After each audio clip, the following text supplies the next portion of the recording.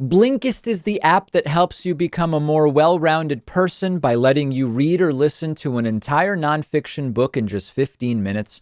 You can try it for free and get 25% off a subscription by going to Blinkist.com/David Pakman. So I want to start today talking about inflation.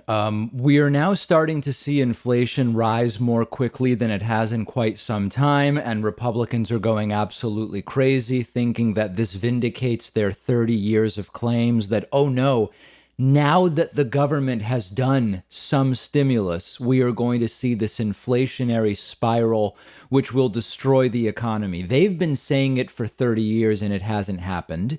And now they are turning this recent new inflation number, not employment number, into what they claim is a vindication of the claims they've been making for the last 30 years. And somehow this also relates to Joe Biden. And we're going to get back to that in a moment. But I think it's important to understand the kind of context here. The U.S. has been, I guess you could say the word is blessed, with very low inflation for a long time. Steady but low inflation, the way most economists believe is ideal for an economy, and we'll talk about why a little bit later.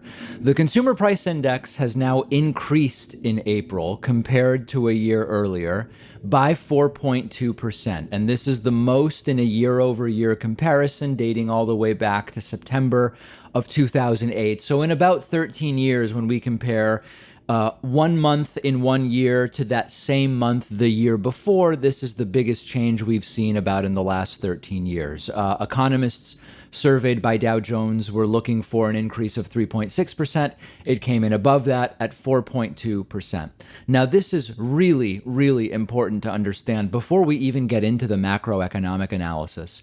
I do think we are seeing some prices truly increase in some areas. Lumber, for example, as far as the research I've done shows, lumber is getting more expensive in a real way, not just because of a pandemic-related statistical artifact, but much of this increase is merely a pandemic-related statistical artifact. Gas prices, for example, going up in late 2020 and so far in 2021, aside from this temporary pipeline shutdown, which is being resolved, is back on as of today. We saw one of the biggest demand collapses for gasoline in 2020 because the country shut down, people weren't driving, people weren't commuting. And then relative to that, we saw a huge demand increase later in 2020 and particularly in 2021. So the numbers we just received for inflation are April of 2021 compared to April of 2020. In April of 2020, we had one of the biggest macroeconomic demand collapses in a very long time. I don't remember when we had such a demand collapse because it was the first full month of COVID shutdown. So prices collapsed. Now we are comparing to April of 2020. And so when you look at the internals of what's driving this price increase, it's energy prices, again, hugely demand driven. Oil prices collapsed in the second quarter of 2020, where at one point oil futures had even gone negative. Now people want to travel again, people want to drive, people want to fly. Used car and truck prices are up, which makes sense as some people are going back to commuting. One car families are going back to two cars. All of the people who would have gotten their first jobs and potentially gotten a car during the pandemic, but were either working from home or didn't even get that first job until now. Many of them now need vehicles to start getting to and from work. So this is primarily what we call a base rate effect. When we compare inflation last month to inflation at a time when lots of prices had collapsed, you are going to see a relative price increase that may not really be representative of what is going on in the economy. Now, the good news is that the Fed seems to know this and has said, we're not going to do anything in the immediate as a result of these inflation numbers. 1 month of numbers with the heart of the pandemic as the base number that we're comparing to, April of 2020, it really doesn't give you much to work with. The inflation target remains 2% for the year. The Fed still expects that yearly inflation, year over year, will be roughly 2%. So for now, the Fed isn't going to raise rates. They're not going to make any other changes. Now, that all being said, there are actual shortages of some construction materials that will probably remain for the foreseeable future. And that's going to cost more. Renovations are going to cost more. New home prices may well cost more. Now, let me address a couple of other bigger picture things. First, you might be saying, David, sir, why is the target 2% inflation? Like, why is some inflation better than none? Shouldn't we be targeting zero inflation? This is a very debated economic issue. But fundamentally, if you have deflation, or you have stagnant prices, meaning no change whatsoever, it's an incentive for people to wait to purchase things. Now, this is a standard economic analysis. If you want to apply a totally different line of thinking to the economy, a more socialistic line of thinking, communistic, of course, you're going to have a different perspective. But in the kind of traditional economic thinking, which is, of course, only partially right, we know now that classical economics only tells us part of the story. The idea is, if you think things will cost more in the future, you are incentivized to buy them now before the prices go up. You get it for less now and you can start using it now. Why would you wait? That is where growth and employment and wages come from. If you think things will be cheaper in the future, or at least that they won't be more expensive, you might wait to see if prices go down. And then it creates a deflationary spiral. Because you're waiting to buy, prices do go down. Businesses have to lay people off since they're not selling stuff because, remember, you're waiting to buy. They don't have the employees that get laid off don't have money to buy stuff, so prices go down more, and you can have what's called a deflationary spiral. Japan experienced this for a long period of time. It's neoclassical basic economic thinking, but that's part of the working theory. Obviously, too much inflation is bad because then people's purchasing power goes down. They can't afford stuff either. So that's where you get to this kind of happy medium of we want a little bit of inflation and predictably so. Now, last thing on this. Republicans are now claiming vindication. We told you the stimulus would make prices go up and things would get unaffordable. They said this when Biden did the $1.9 trillion stimulus. They didn't say this when Trump did both of his stimulus packages. They have been saying it for 30 years, including in 2009 when Obama did TARP, et cetera, et cetera. The truth is inflation throughout all of that government spending has been very well controlled and very modest and very reasonable. This seems to be primarily an artifact of comparing numbers to the absolute lull, the doldrums of the pandemic. And that's it. There's really, I'm finding myself not even really having more to say about that piece because it is so transparently untrue. So that's the latest on inflation. We'll watch the numbers. We will soon have numbers in early June. We'll have numbers comparing May 2021 to May 2020. And then we'll have to, at that point, we'll be able to get a more well-rounded picture of what's going on. Yesterday, there was some very interesting hearings in Washington, D.C., sort of primarily about what happened on January 6th. And a little bit later, we're going to get to the comments from Donald Trump's former acting Secretary of Defense about when Donald Trump finally did say, okay, let's bring in the National Guard to clean up what's going on January 6th. We'll get to that later. But one of the really interesting, I don't know if we would call it a side story, it's really kind of a main story that came out yesterday during the testimony is that the Biden administration's top law enforcement officials, including Merrick Garland, the Attorney General, including Homeland Security Secretary Mayorkas, and a number of others, they said in no uncertain terms that white supremacists are the greatest domestic terrorist threat within the United States. Now, if you've been watching my show for a while, or if you're familiar with the data on domestic terrorism, this would not be a surprise to you. The story that the right has been telling for a very long time is that American Muslims or immigrants from Muslim countries, even left-wing eco-terrorists in some versions of the story, are really the great domestic threat.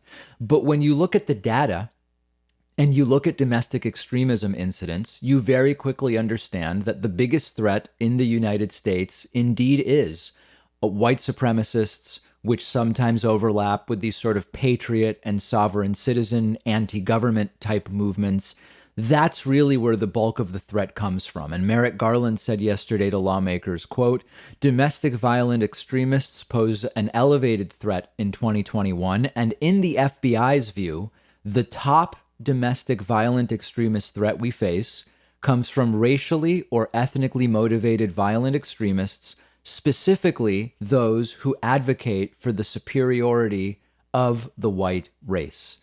Now, what you are also starting to see is that Republicans are having to find a new way to even talk about this. And Senator Richard Shelby, for example, instead of focusing on the level of threat, is trying to make the administration seem biased in its priorities. And when it was Richard Shelby's turn to talk to Merrick Garland, he asked, are you investigating, for example, the protests in Portland, Oregon, with the same vigor that you're investigating what happened on January 6th? The implication, and wrapped up in that is the implication and the assumption that the Portland protests were left-wing violence, whereas I guess he's sort of maybe conceding that the January 6th riots were right-wing violence. And Merrick Garland responded very well and said, quote, we don't care what the ideology is. Violations of law are pursued and are prosecuted. I think it's fair to say that in my career as a judge and in law enforcement, I have not seen a more dangerous threat to democracy than the invasion of the Capitol. That doesn't mean we don't focus on other threats as well. And so we are starting to see this kind of shift among the right, where it's becoming essentially undeniable that the bulk of the incidents are these right-wing, patriot, sovereign citizen, anti-government, and certainly white supremacist, racially, ethnically, religiously motivated events. But what Republicans are now kind of going back to, and it's good that they're having to change what they're saying, even though it's still bogus, is, okay, well, maybe these are the numbers, but what about the attention that's being paid? There are political decisions that are being made about who to investigate, who to charge, et cetera. And that should be looked into, but it's sort of like a welcome to our world moment. This is what many of us have been saying about the judicial justice system for a very, very long time.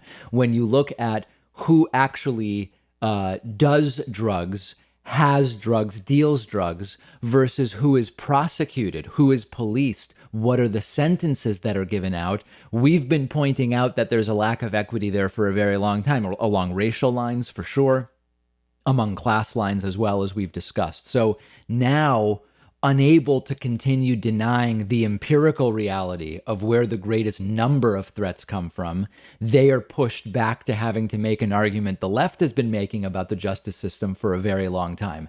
I don't know where this will go, but yesterday's hearings were very interesting because they touched on a lot of these different tangential topics. They're big topics, but tangential to the day of January 6th. Including investigative priorities for federal law enforcement, including what the biggest threats are. And a little bit later in the show, we will get to some of the testimony about the nitty-gritty of what happened on January 6th. Send me your thoughts on this. You can find me on Twitter at Pakman. And remember that on Monday, Memorial Day, it's not this Monday, it's not the next Monday, I think it's the one after that. Monday, Memorial Day, we're doing a one-day membership special, single-day membership bomb.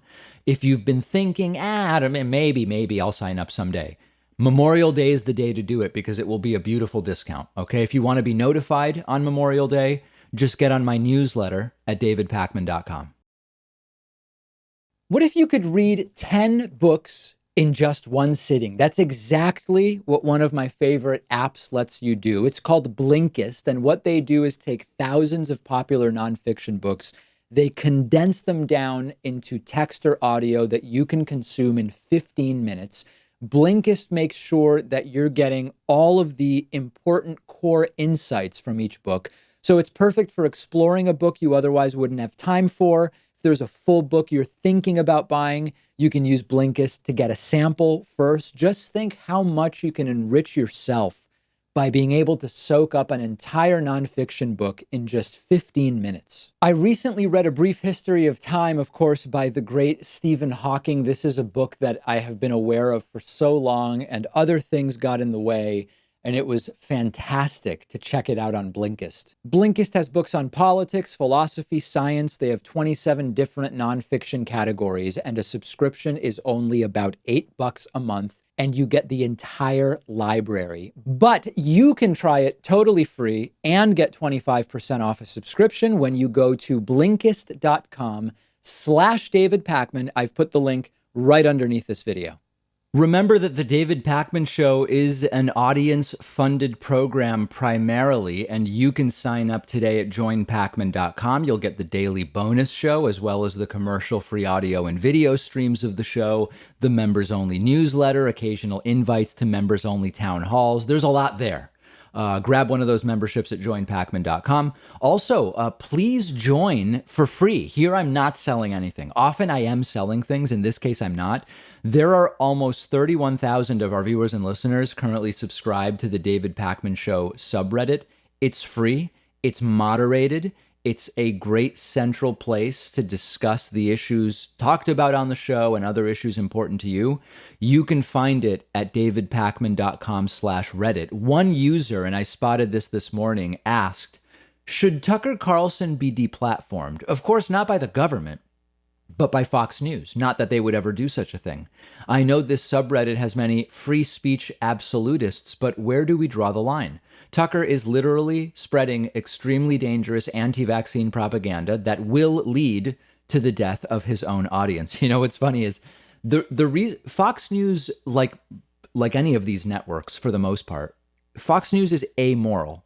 Fox News is concerned with what revenue does Tucker's program bring in?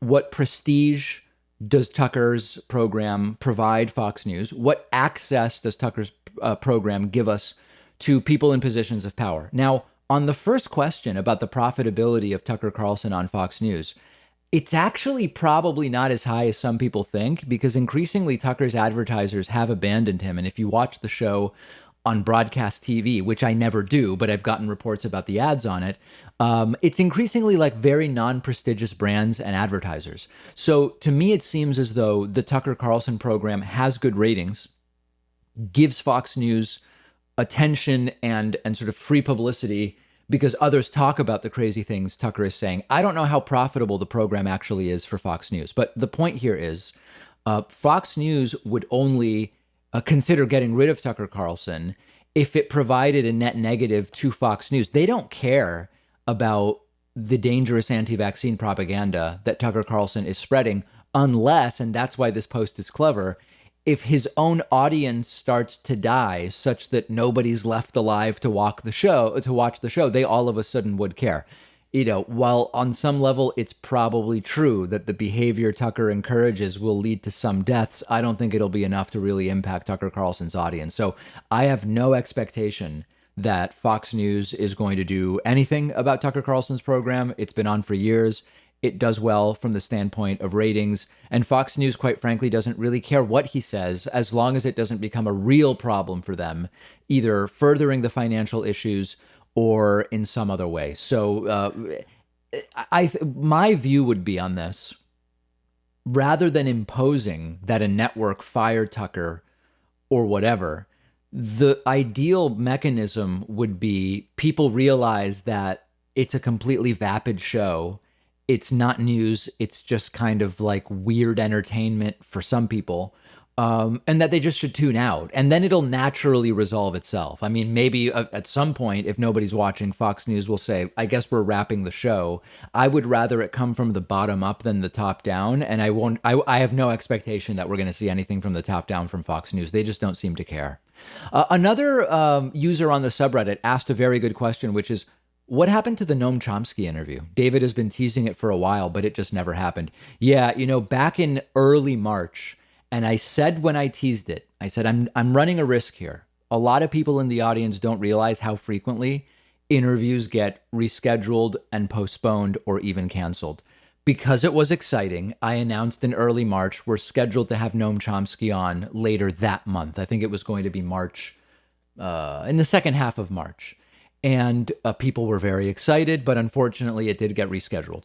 And it was actually rescheduled to next week. And unfortunately, that has now been rescheduled into early June. This is very common. Particularly the more well-known the guest is, the more common this is. There are interviews that we've had 4 or 5 even reschedules on. So I'm hoping it'll happen soon. And so, it was interesting to me, and I knew the audience would find it interesting, so I took the risk of mentioning this was scheduled. Maybe I just shouldn't have said anything at all. Nobody would be asking about it. And then hopefully in early June, there would just be an interview with Noam Chomsky. But it is on the calendar for the first few days of June. And hopefully, it will actually happen. Join the discussion on the subreddit at davidpakman.com/REDDIT. This is super interesting. We've been talking about declining interest in vaccination. The people who already have been vaccinated are mostly people who really wanted to be vaccinated. And now we have a situation where supply is starting to exceed demand. And governments, state governments, need to figure out new ways to get people interested in getting vaccinated. Because remember, no matter what anybody tells you, there's no mandatory vaccination per governments.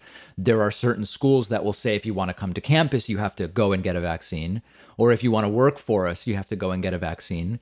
But there are no mandatory vaccinations per the federal, state, or municipal governments. But you have an interest from governments, state governments. They want to be open, and they want to be open in a way where people aren't going to get sick because that's what's best for business. So they're thinking of new ways to encourage people to get vaccinated. Republican Ohio Governor Mike DeWine is creating 5 $1 million basically lottery rewards for people who get vaccinated. 5 people who get vaccinated in Ohio are going to win $1 million each. The Republican governor announced this last night. All vaccinated adults will be eligible to enter a lottery that will pay out $1 million each to 5 winners starting just a couple of weeks from today, May 26th rather. And separately, DeWine is also offering 5 vaccinated teenagers full ride scholarships to the state's public universities, including tuition, room, board, and textbooks. The textbooks are key. Oftentimes you hear free tuition, right? But what about the thousands of dollars for textbooks? It will even include that. DeWine said in a statewide address, quote, "I know some may say, DeWine, you're crazy. The $1 million drawing idea of yours is a waste of money. But truly the real waste at this point in the pandemic, when the vaccine is readily available to anyone who wants it, is a life lost to COVID-19. I think that this is absolutely fantastic. And understand that you have money set aside already in a number of different states for vaccination and for getting people vaccinated and public awareness campaigns. This is a way of using $5 million of that dollars instead of on billboards and TV ads or whatever the case may be. You're just saying, well, let's just give $5 million plus the cost of tuition to the 5 teenagers to some people. And I think it's absolutely fantastic. The lottery payout will be funded using federal coronavirus relief money allocated to the states. States and localities have been given this money by the Treasury. They've been given wide discretion about how to spend it. And Mike DeWine is saying, let's give it to some people. There are questions as to how effective public health officials think that this is going to be.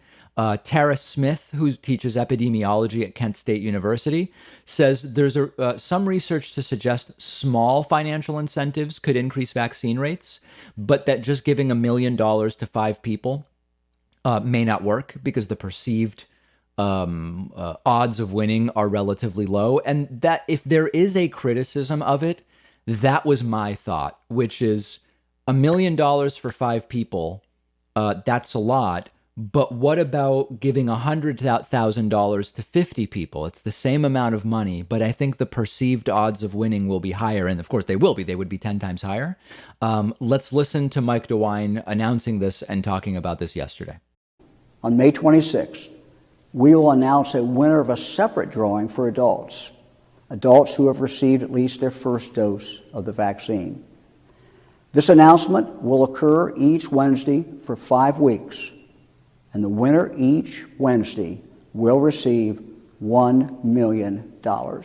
So I think it's a great idea. The only change I might make is instead of 5 people get $1 million each, I might make it 50 people get $100,000. And The alternative that was also proposed is just pay everyone who gets the vaccine. Figure out how many people, how many adults you have, divide up the $5 million prize pool. What does it work out to? Give that to everybody. And then for the unspoken for money at the end of the campaign, maybe then that becomes some sort of like a lottery or something like that. A lot of different ways to do this. I think I have no moral problems with it at all. And if it's effective, I'm 100% for it. Let me know your thoughts. Let me know if you would go about it a slightly different way. And we'll have more coverage of what different states are doing to encourage vaccination on our Instagram page, which you can find at David Pakman Show. You can also find me on Instagram at david.pakman.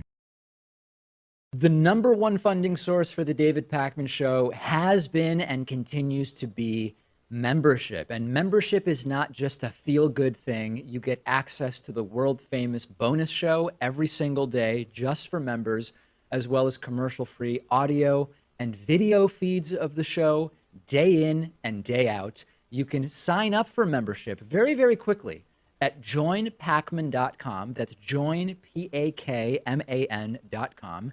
If the normal prices strike you as high, by all means use the coupon code BETTER21, all one word, all lowercase. Become a member today. Today I'm going to be speaking with Jim Freeman, who is author of the book Rich Thanks to Racism: How the Ultra-Wealthy Profit from Racial Injustice, and also director of the Social Movement Support Lab at the University of Denver.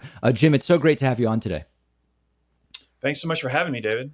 So, I mean, to start with, let's get people into sort of the thesis and idea of the book. In what ways can racism be profitable? How do people monetize racism? Yeah, I mean, the reason I wrote the book is I wanted to introduce this idea of strategic racism, right? So, particularly after last summer, there's a lot more understanding of systemic racism. Which is good and exciting. But the problem is that not many people understand what and who stand in the way of dismantling that. And there's also a problem too, I think, with the term, which is sort of vague and impersonal, right? It makes it seem like systemic racism is this natural occurrence. It's just sort of part of our society.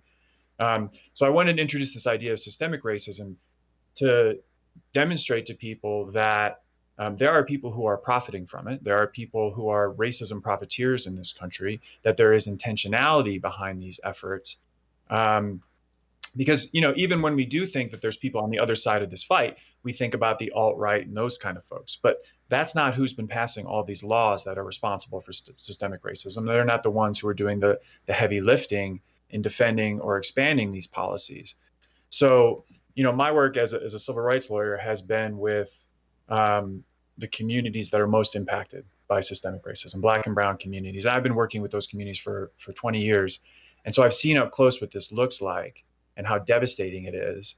And, what that really means in practice is that these corporate and Wall Street executives, these ultra wealthy billionaires, they make huge investments in these think tanks and advocacy organizations and media outlets that have been instrumental in preserving, defending, and expanding these dynamics, such as what we see in the criminal justice system, such as what we see in education and immigration. And like you say, they are profoundly profitable, these dynamics, for the ultra wealthy. They make money off of mass incarceration and immigrant detention and immigration enforcement and school privatization.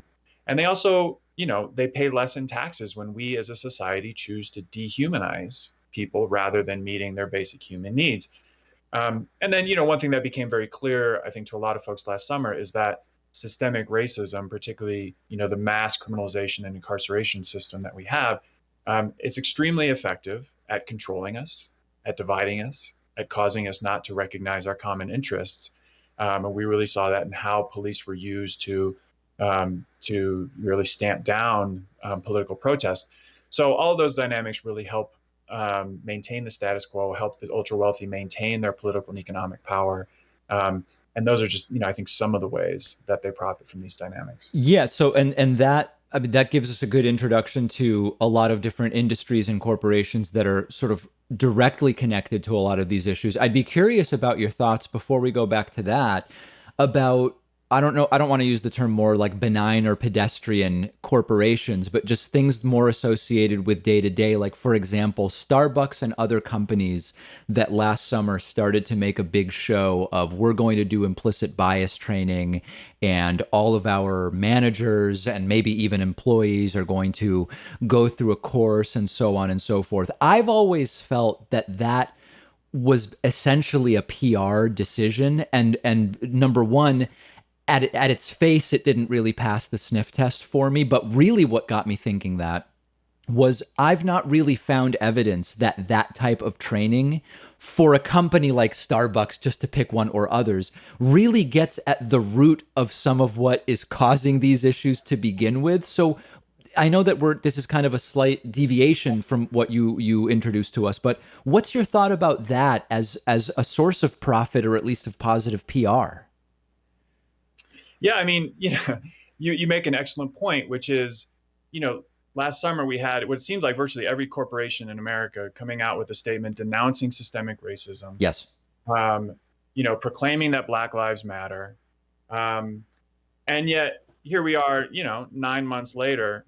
And what have those corporations done to actually dismantle these systems, right? To not just, like you say, do these sort of superficial diversity efforts, or to, donate some small, tiny percentage of their profits to Black-owned businesses. I'm talking about, real efforts to address these issues that are harming and even killing people in Black and brown communities. They're nowhere to be found. And in fact, for the most part, they continue to be on the opposite side of these fights.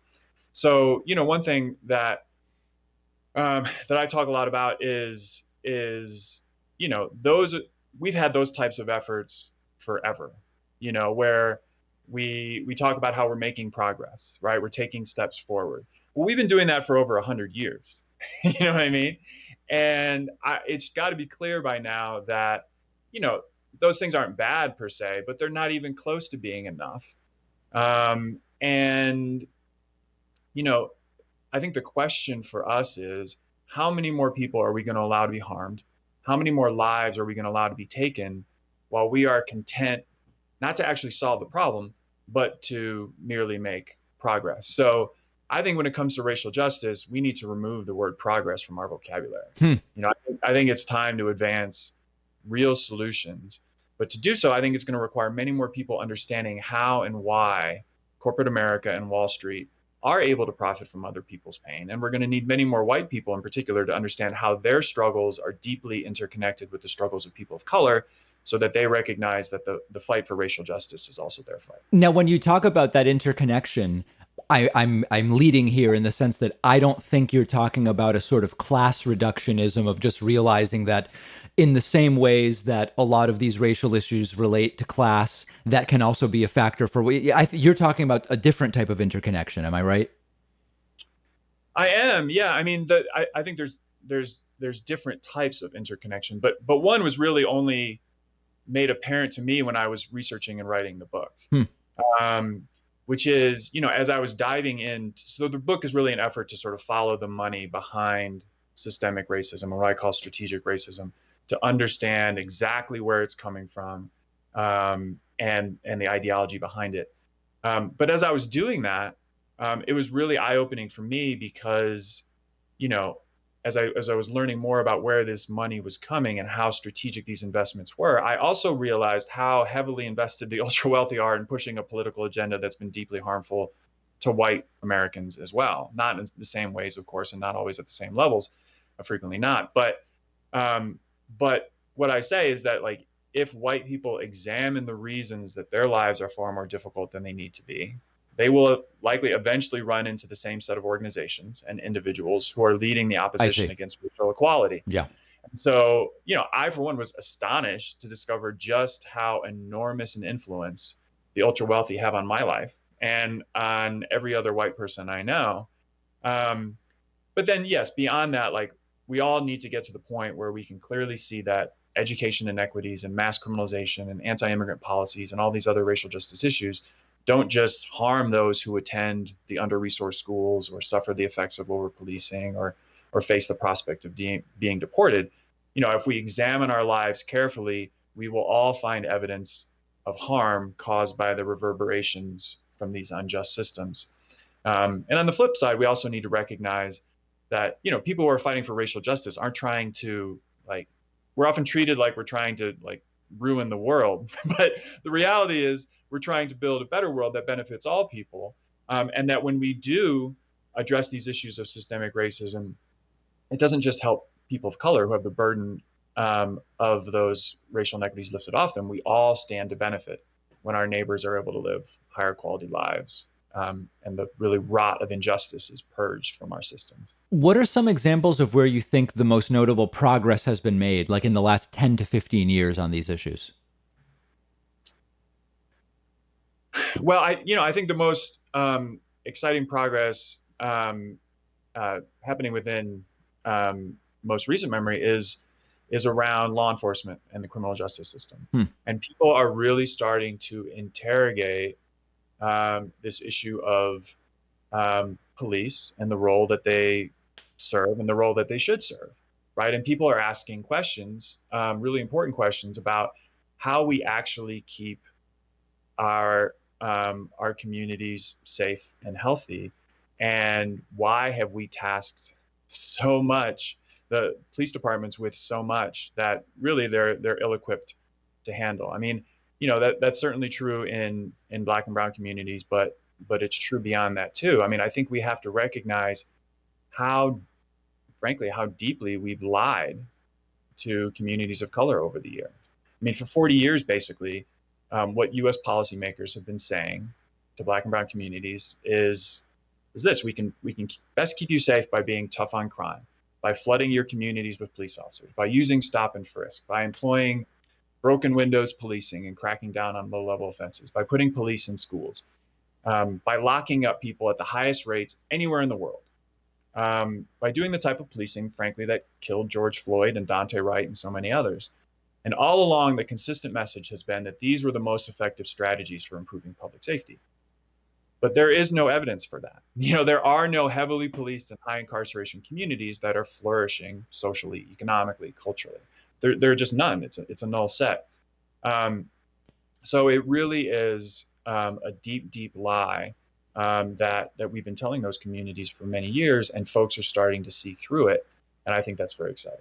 When you think about some of the decisions that are made by corporations that are not directly involved, for example, like in incarceration, as you talked about, or some of these other specific areas, it seems that there is a kind of vicious cycle where even, a chain restaurant, based on how it decides where to put new restaurants, and as a result, where jobs are created and what impact that has on the food choices of people that may otherwise live in food deserts. I mean, a lot of these things seem very complex to me, because one can find reasons to think that almost any to give a really specific example, think of a fast food chain that says, hey, you know what? We do well in poor neighborhoods that are relative food deserts in terms of other options. There's not that many grocery stores or healthier alternatives.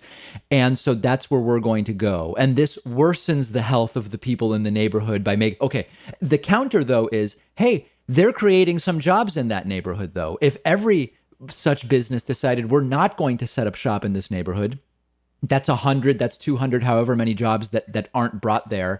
And it very quickly becomes sort of like cloudy. What should be the top level interpretation of some of these business decisions that relate to race? How do we disaggregate that and start to pick apart something like that? Yeah, I mean, I think it's certainly true that we have to become much more disciplined as a country in analyzing all of those decisions and the policies that influence those decisions through the lens of race, through the lens of systemic racism, and I would suggest strategic racism too. Because, and I'll go back to criminal justice because we were talking about it. The last summer when George Floyd was killed, when he was murdered, we were told over and over again that it was a wake-up call for the nation, right? But we never actually woke up, right? If we had, we would have come together around real solutions to those issues, around the vastly oversized and violent criminal justice system that's used within Black and brown communities as a catch-all solution for a huge variety of behaviors. We didn't actually do that. We didn't even really start that conversation. But it's not because we don't know how. It's not because they don't have a fix. Like, we do, and there is. We don't do it because there's a very well-funded opposition that stands in the way, right? So you have organizations like ALEC, representing hundreds of the largest corporations in the US, working for decades to pass those various tough on crime policies. You have folks like the Koch brothers and all these other billionaires who've been pouring tens of billions of dollars into various right-wing think tanks and advocacy organizations that have been pushing this agenda and still do today. You have one of those think tanks, the Heritage Foundation, who, after the uprising last summer against systemic racism, what they decided to do was launch a Back the Blue campaign, a Back the Blue police pledge that has now been signed by 200 members of Congress. So that's 200 members of Congress who have vowed to continue supporting the status quo in law enforcement. Right. And then you have one of those members of Congress, Senator Tom Cotton, one of the most powerful Republicans in the country, who tweets out a couple weeks ago that in the US we have a major under-incarceration problem. So for me, that's what modern day racism looks like, is that we implement these public policies that we know are going to inflict needless harm on large groups of people, that we know will perpetuate racial inequities, that we know will lead to people getting killed. And then when that harm becomes apparent, we fail to address it appropriately, in significant part because it's economically beneficial for the ultra wealthy. So I think that's true in criminal justice. I think that's true in education. I think that's true in public health. And so what we really need to do is, if we're going to address those issues, we really need to prioritize that and lift up those issues and collectively start looking at these issues through the lens of race, so that we can start to design our public policies in a way that moves us towards the just and equitable society that all people deserve. The book is rich thanks to racism, how the ultra wealthy profit from racial injustice. We've been speaking with the book's author, Jim Freeman. Jim, so great having you on, and I really appreciate your time today. Thank you so much for having me, David.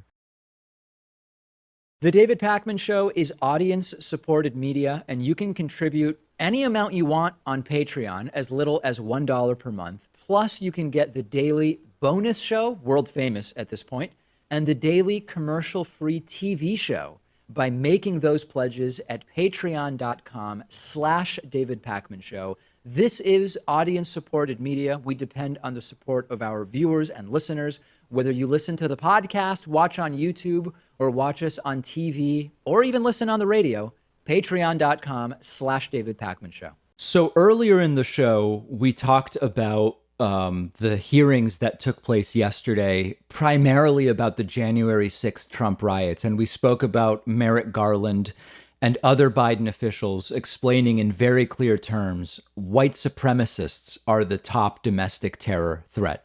That wasn't really the main focus of these hearings. The main focus of these hearings was actually what on earth happened on January 6th. And one of the big questions about January 6th has been, did Trump get asked to deploy the National Guard early and refused? Did Donald Trump not think about it? What exactly explained the delay where we were still watching in the 4 p.m. Eastern hour and there were no National Guard and the riots had been going on for hours? Protesters and rioters and insurrectionists had breached the Capitol building. People had already died, etc., etc. Well, yesterday during testimony, and this is just unbelievable, Trump's former acting Secretary of Defense confirmed that Donald Trump did not approve the plan to deploy the National Guard until Mike Pence called him more than 3 hours after the Capitol riot began. Yesterday, this was the testimony from Chris Miller. Chris Miller was Trump's acting defense secretary for that last period of the Trump administration. And he said that it was a more than 3 hour delay from when the Capitol riot started to when Donald Trump actually authorized the National Guard to go in. And of course, we know that it took a while for the National Guard to actually get on site. It was already starting to really become evening when that really took place. And it took a phone call from Mike Pence convincing him to do it before he was actually willing to sign off on that. At first, former acting Defense Secretary Chris Miller testified that he gave full authorization to deploy members of the National Guard at 3 p.m., which was about 2 hours. Remember, right around 1 p.m. Eastern, we were all watching it live. We were streaming live. About 1 p.m. is when the breach started. 3 p.m. is initially what Chris Miller said was the timing. Miller was then questioned by New York Congresswoman Alexandria Ocasio-Cortez, and she started going more specifically into the timeline of January 6th. And then we eventually learned that actually the National Guard was not authorized to go to the Capitol until 4:32 p.m. Eastern time. And the delay, it's a little nebulous what the delay even was. Part of it was coming up with a plan for exactly how it would be done, and so on and so forth. But what's really interesting is that the testimony revealed a conversation between Miller and Mike Pence at 4:08 p.m. And AOC asked, "Did Pence direct you to clear the building?" And Miller said, "Well, I had a very brief conversation with Mike Pence where we agreed that the building would be cleared, but the order to actually do it was not issued until later, after a conversation with the mayor of Washington, D.C., after a conversation with Speaker Nancy Pelosi, after a conversation with Senate, at the time it was Senate Minority Leader Chuck Schumer. And it was 3 hours after the mayor of D.C. actually asked for that deployment. So there are really a couple of possibilities here. Neither of them is particularly good, and I would kind of summarize them as either incompetence or what some might call treason. Others might call indifference. I don't know. One possibility is Trump and his executive branch realized the danger of what was going on right away. They understood the urgency of getting the National Guard in quickly, but it took them 3.5 hours to do it because they were either inept or they couldn't figure out how to do it, or they were slow or whatever. So that makes them weak. That makes them incompetent. That makes them everything that they showed us they are during the Trump administration. That's one possibility. The second possibility is, in a sense, maybe even worse, which is that Trump knew exactly what was going on January 6th, starting at 1 p.m. And we believe that he did because we are aware of the fact that everybody at the White House was watching what was going on, and that he chose to delay or not to send National Guard to the Capitol because of the political orientation of the people who were rioting, which were Trump's supporters. And of course, that unfortunately seems to me the more likely explanation. And the reason I say that is we know that Donald Trump and everybody at the White House were watching what was going on. We have reports that Trump was increasingly getting agitated and annoyed that the rioters looked low class, and as Trump supporters made Donald Trump look bad, which is absolutely something you only say if you have an understanding of what it is that is going on. And so if you ask me, was this incompetence or was this a malicious attitude? I probably lean towards the malicious attitude based on everything I know. If you are coming away with from this with a different perspective, let me know. But every time we learn something new, every time there's a new revelation, it points not only to incompetence by the Trump administration. Yes, there was plenty of incompetence, but it points to an uncaring, malicious, and in some cases borderline treasonous perspective to what was going on that day on January 6th. This is just an unbelievable instance of spin when it comes to January 6th. So we've talked a lot about this hearing that took place yesterday. We started at the beginning of the show with the statements made by Biden administration officials about the greatest domestic terror threat in the United States, which Merrick Garland and others believe is white supremacist domestic terror. And I believe the numbers confirm that that's the case. We also learned just in the last segment, because of Donald Trump's former acting Secretary of Defense, that more than 3 hours went by between when the riots started and when there was finally an authorization given for the National Guard to clear the Capitol.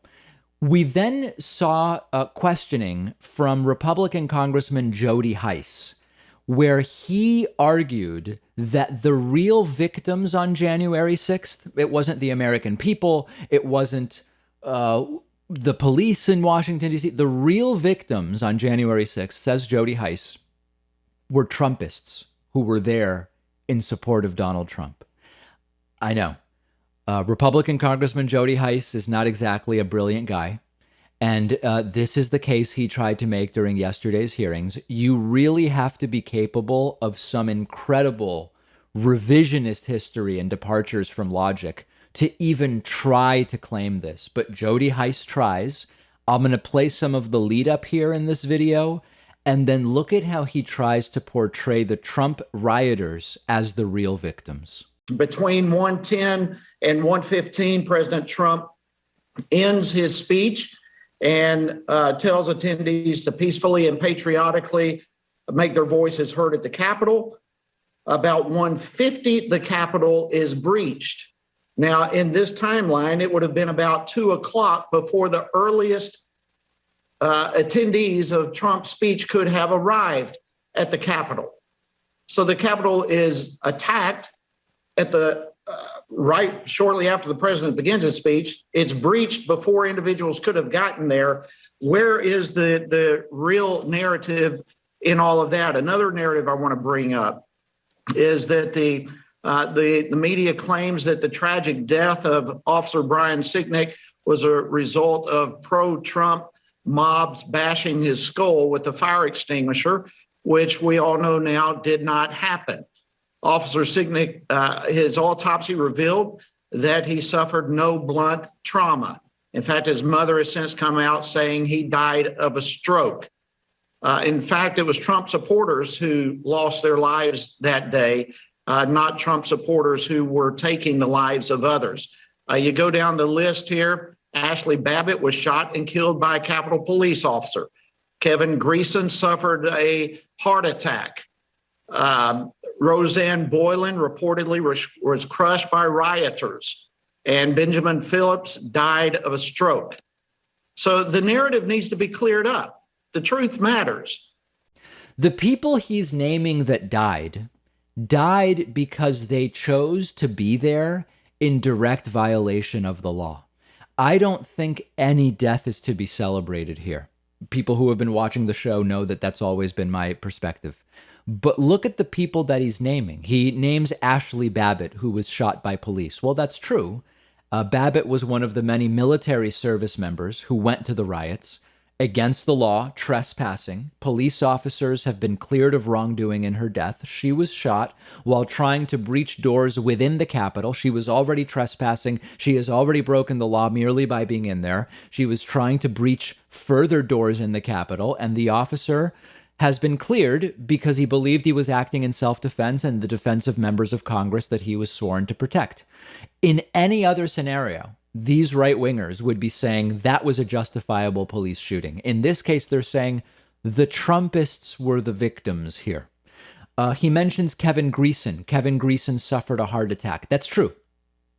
Kevin Greeson was there, suffered a heart attack, reportedly after tasing himself while allegedly trying to steal a painting from the Capitol. He shouldn't even have been there. He was committing a crime by being there. He got his hands on a taser. He tased himself and subsequently had a heart attack. That's not a Trump supporter being a victim.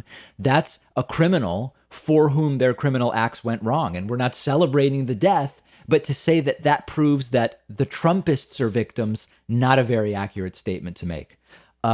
Jody Hice mentioned Roseanne Boylan. Roseanne Boylan was crushed by rioters. That is completely true. She was crushed by a stampede of Trumpists, of which she was a part, as they were all breaking into the Capitol. It's sad, but why was she there? She was there breaking the law, along with these other Trumpists who trampled her. It's horrible, but that's what happened. And then lastly, Jody Hice mentions Benjamin Phillips. Benjamin Phillips died of a stroke, he says. That's true.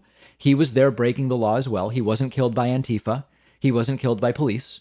and to frame Trumpists as victims who were minding their own business, just looking at the Capitol, and then were killed either by police or by Antifa or left-wingers, to frame them that way rather than as the perpetrators that they are of a seditious attempt to overturn the election is just pathetic. But Jody Heiss is exactly the type of guy who would try it. I'm not going to give you his full kind of greatest hits. You can go back in our archives and find some of the horrible things that Jody Heiss has said over the last decade. But it's a degree of spin that should really make anybody dizzy. It's a sort of war is peace, freedom is slavery. Like, it's that type of misinformation. These were not invited guests who were just looking at a painting at the Capitol and then they were run over by a mob.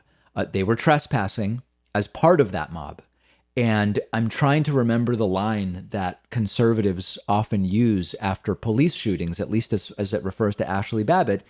And they say stuff like, you know, if they just followed the law and orders from police, nobody would have gotten shot, hurt, or killed, or whatever the case may be. That it applies to Ashley Babbitt. I'm not glad she died, but this is the logic that they give us whenever there's a police shooting that we look at and we say, that seems insane. That seems like the police did something wrong. They were breaking the law already. They were criminals. They weren't listening to what police were saying. And also, by the way, the version of events that Jody Heiss is kind of trying to present here, it's almost like he doesn't realize there's video of the entire thing. We saw how it all went down. And it makes it even more pathetic, but he doesn't care. And this guy really is one of the most pathetic members of Congress out there. Just check out, go to my YouTube channel. Just go to YouTube and type Jody Heiss David Pakman, and you'll see his long track record of absurdity. We have a voicemail number, and that number is 219-2-DAVID-P. This is kind of a funny voicemail. I've been saying in a serious way, in a genuine way, I'm not sure if Matt Gaetz gets indicted. The investigation is heating back up, and we're looking at whether he was involved in child sex trafficking and many other crimes. I don't know that he gets indicted. That's not what this caller thinks. Take a listen to this. Hi, David. I agree with virtually everything you say every day. Beautiful. Well, one of the funniest things you ever said was at about 7:55 p.m. Central Time on Wednesday, saying that we don't know whether Matt Gaetz is going to be indicted or not. Right. I don't know if you were just hedging or what, but he's going down, and there's no ifs, ands, or buts. He's done. It's just a matter of when. Thanks. Keep up the good work. Yeah, I was not hedging. This is the United States where we have two justice systems. And the reality is that even being an unhinged and delusional member of Congress, you're still a member of Congress, and there's a certain amount of privilege that confers. And in all of those cases, I hesitate to assume that there are going to be legal consequences. So no, I was not hedging. We'll see if you are right. We'll see if you're right. We will see if he gets indicted. We have a great bonus show for you today. Elon Musk tweeted last night that Tesla is not going to continue accepting Bitcoin for Tesla vehicles, and it tanked the price of Bitcoin.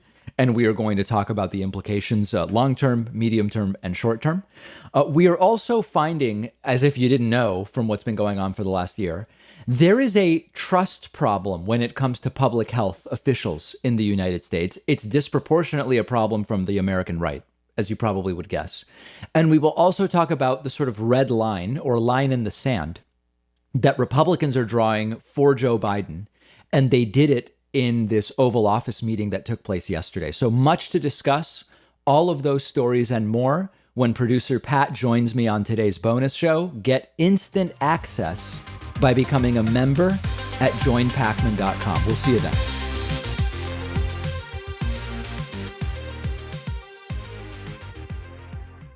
Thanks a lot for watching today's show. I just want to take a second to tell you about today's sponsors.